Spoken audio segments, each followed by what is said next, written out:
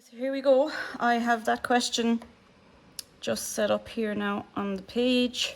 I'm just putting in the spectator, or at least I am. I'm going to find my set square. Give me 1 minute.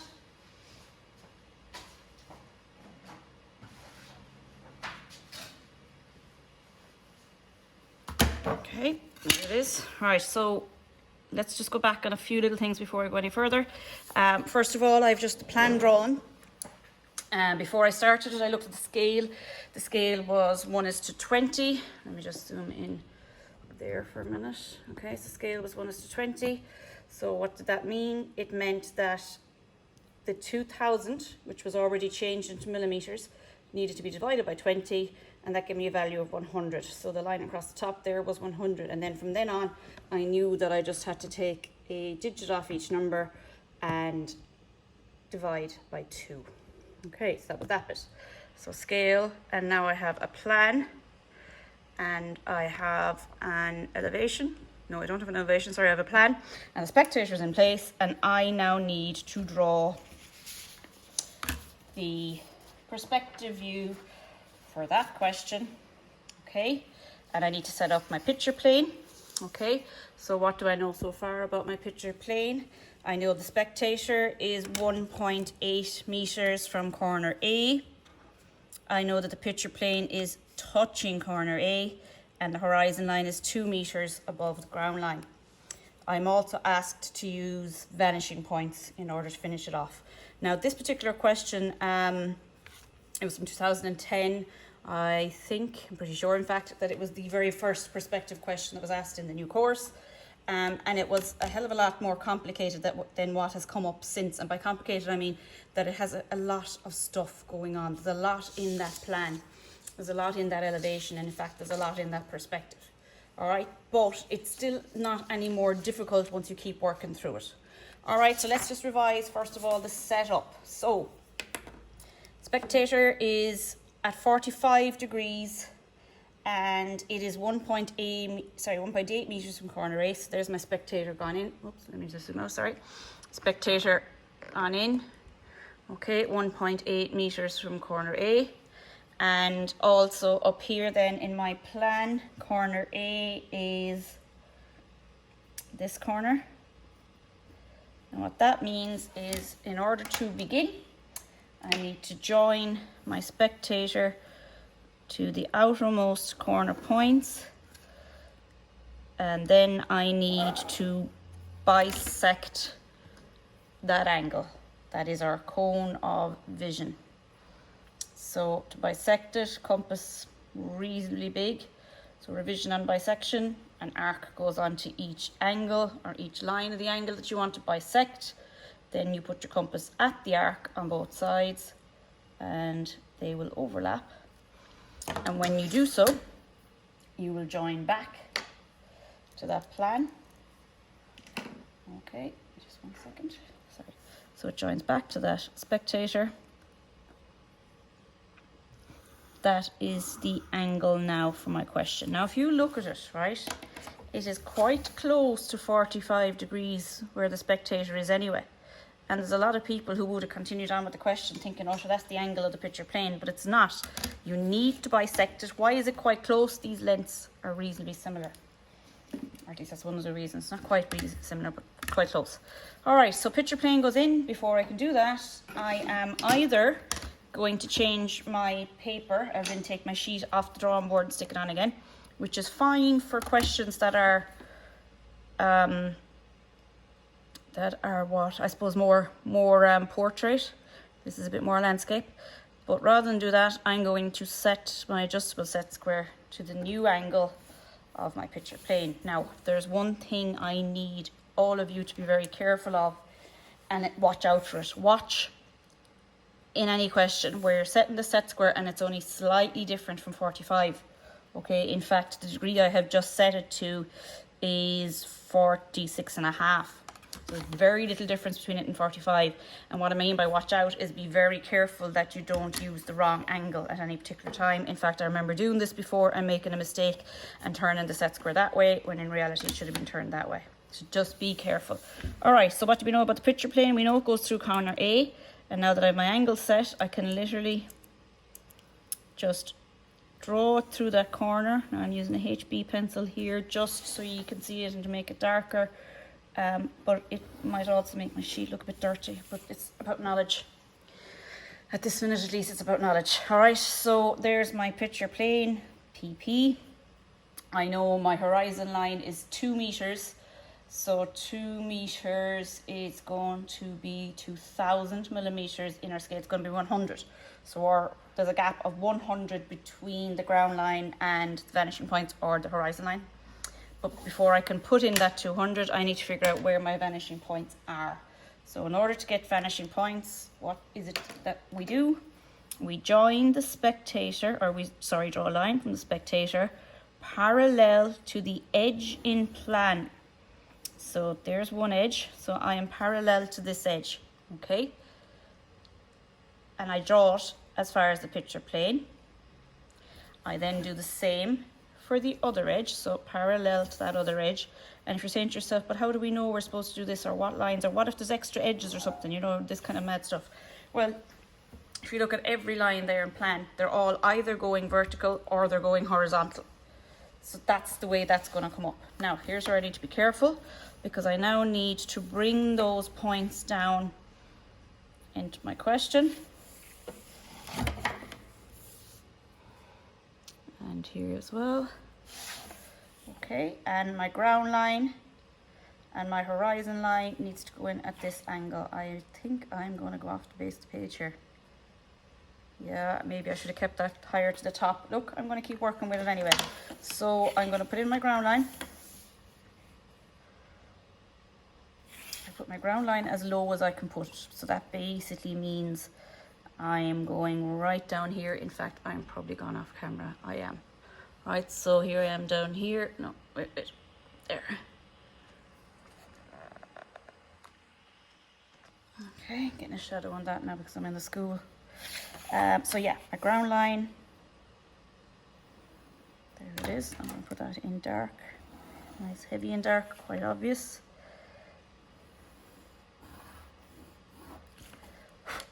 Okay, so it's the GL, it's the ground line, and as we said already, the horizon line is 2 meters. That means it's 100 millimeters above the ground line. And unfortunately, this is about to go through my spectator, but we're gonna have to just cope with that, lads. Okay. Doesn't mean it's wrong, just means it's awkward. So there's one vanishing point, and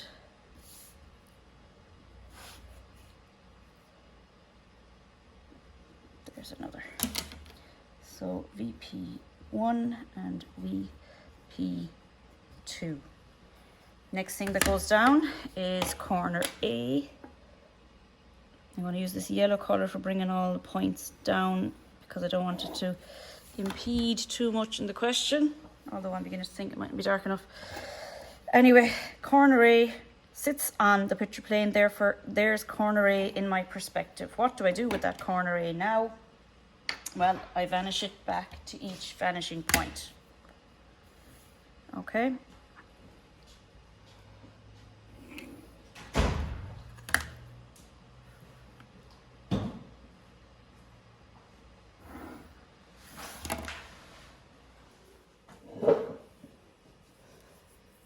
Alright, so the next thing then that goes in is the height at corner A of the object. And in this one, it is 200 millimeters high. So that's that measurement there. And if it is 200 millimeters high on our scale, that means 20. So down there is the question. Let me just zoom out a wee bit. Turn it a little bit. There we go. Okay, that means I'm measuring 20 just there. And I am marking it off. I always have it marked there. Okay. So wherever I measured 20, and I've got to be careful here now because I need 20 for one edge of it, but not all edges, I'm going to join that back to VP1 and VP2. Okay,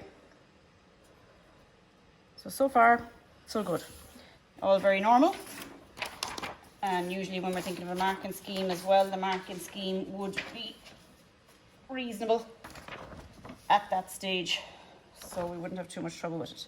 All right, so what I'm going to do now, before I go near my auxiliary vanishing points, I'm going to start bringing down any points that I have and bringing them into my perspective view. Now, the one thing I do need to mention is that I will be keeping a close eye on that elevation and that 3D view that's on the question. Yeah, in order to make sure that I'm following through and getting it right. So, corner A is there. We've gone up 20 and I'm about to put in the first step. And so that point here represents a step. So, usual story. Joining to the spectator and where it cuts the picture plane, bringing it down. Now, because this isn't terribly new, I'm just going to draw it in and I'm going to stop talking. And I'll probably speed up the video at this point because none of this is new and you'll be able to turn down the speed of it yourself as you go through.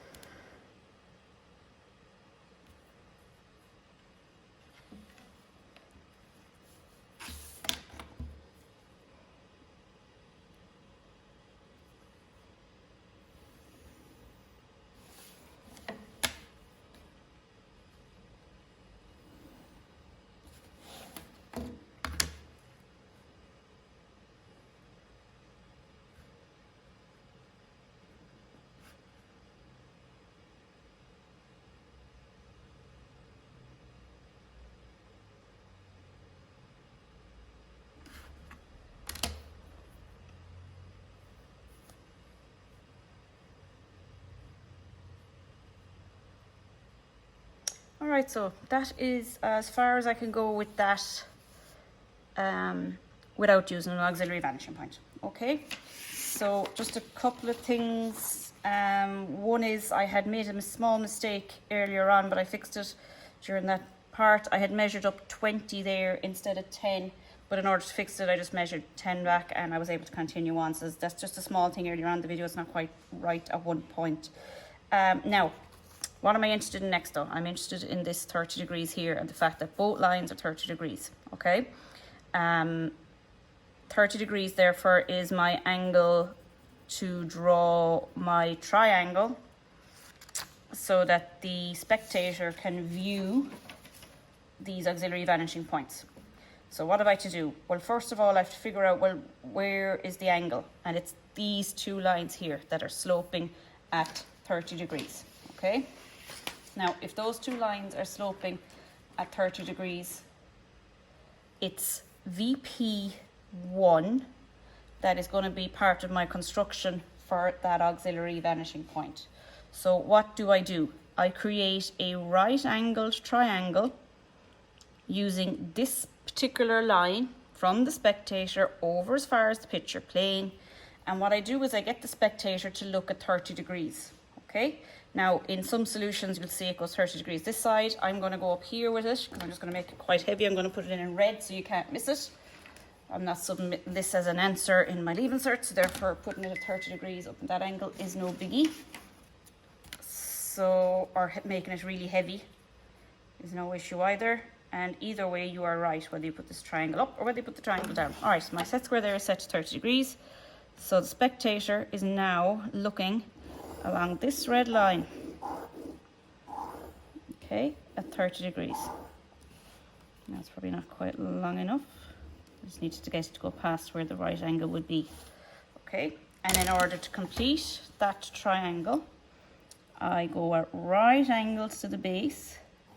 So I'm creating this right angle triangle. That's the aim of the game here, all right?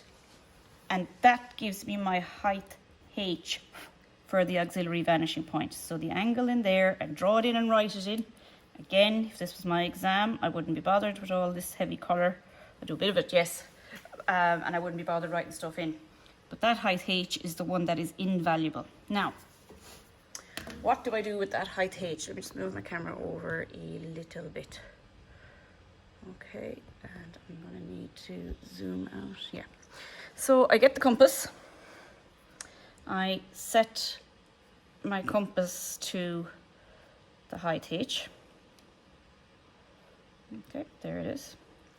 And I say, right, it was VP1 was the one that I set it up from. So therefore, I measure, and be careful here. Normally we'd go above VP1, and look at that would be fine if it was 30 degrees going that way. But it's not, it's 30 degrees going the other, and I have a suspicion, that's a lot he sent me in comments, that you weren't able to get past a certain point in the question. And having looked at them, I think this was the issue. Now, how do we get over that issue in future, or how do you know when it should go up and when it should go down? Well, it's to do with the direction of the 30 degrees. But here's the thing, if you're not sure, put it above and below, and fairly quickly when you go to start putting in points, you'll see what is actually going on. So there's height H again. Am I on the camera fully? Not quite. Let me just turn it this way. Okay, height H, and there is my auxiliary vanishing point. Now in a second I'll show you if you'd measured it wrong or put it the wrong side, what that would look like, so you'll know how, so you'll know in future whether you're right or wrong. So now that I've ABP1, what do I know about it? I know that this corner or this edge of the roof is vanished as far as auxiliary vanishing point 1. So I'm going to get out green just to have a different colour now for what I've been doing. Okay, so AVP1 goes through this corner, goes up. AVP1 goes through this corner, it goes up. How much of it do I need? Well, they have shown me in the plan that it is from, hang on now, let's show you on the question actually. See here, it is above that corner, and that's corner A. So I draw up from corner A. Well, I've that already done anyway. But I draw up as far as the green line. And that becomes my edge. Sorry now for rubbing stuff out and fixing stuff. My pencils are rubbing out. There we go. So the roof, then at this edge, there it is, taking off 30 degrees, and here it is, taking off at 30 degrees as well. Trying to be as accurate here as I can. Okay, now what happens to it up across the front here? Well, again, coming back to our question, look, it's just horizontal. It's parallel to the base. Am I on the camera even? Yes. That line and that line are parallel. And if they are parallel, well, VP2. Okay? Really, you know, in perspective, you're taking every line that is already parallel, finding a vanishing point for all of them, and imagining that they all go to those vanishing points. Okay, so we're sort of making up, like in primary school, you were told parallel lines never meet. And that is true. So we artificially make them meet in order to create our perspective. And it is artificial because it doesn't happen in reality. But our eyes can see it. You can see it on train tracks. So there we go. So there's the front of it coming across. How far across does that come? Well, according again to the question. Oh yeah, look, it goes across to this corner, which we already have as well. So in terms of heavy and in, it's this corner we're concerned with. There it is. And there is the front of the roof.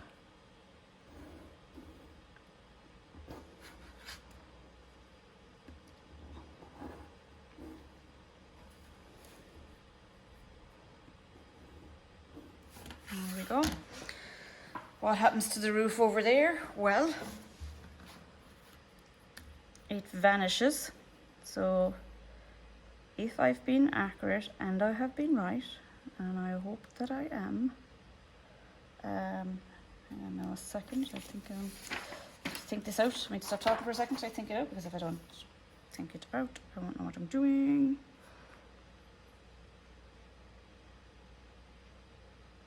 Yes, AVP, this guy here, comes down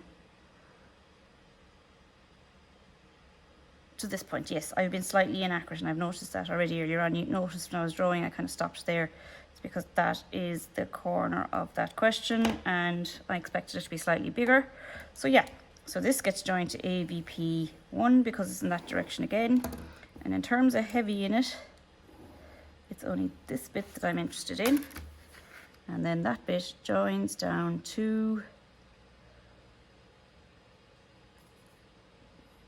this edge here. Not to mention, in order to have it finished and full and correct, that needs to be heavy. And there we go. Full and complete perspective. Looking a bit messy because this set square is awful filthy. And I'm just having a look now back at the plan elevation, making sure everything's okay. Okay, the important thing is the 30 degrees and the height. And I did say, well, what would have happened if you'd measured the height the other way? Okay, so watch this. So everything from this point on is incorrect. So let me get my compass again. So the measurement, there it is, height H. What if I go above the vanishing point? Well, it'll bring me somewhere up here, first of all. Now, that in itself mightn't be incorrect either of a normal day, because you could have a question like that. It could go above your picture plane, the auxiliary vanishing point, but why does it not work in this question? Well, if the points that I have that are going to go to the auxiliary vanishing point are there, and I go back here, well, sure, look straight away what's happening. Look, the line is vanishing up like that. So there's no part of the question over here. Okay, so separate to just knowing it, which a lot of people will do, you will naturally know which way to turn. You could go ahead and try it the wrong way, and very quickly you'll see how to fix it and what is needed and what is correct. All right, I hope that's okay. If you have any questions, send them on to me. And yeah, try your best. There are a few other videos on YouTube which do this question as well. So oh yeah, hang on. I just realized something before I walk away. I'm missing one line. Look, the inside just there has to go back to VP2 and then it gets hidden, this little line. Anyway, yeah, I'll attach some of the other videos as well, maybe in case you're having trouble with it. Alrighty, thank you very much. Thanks for watching.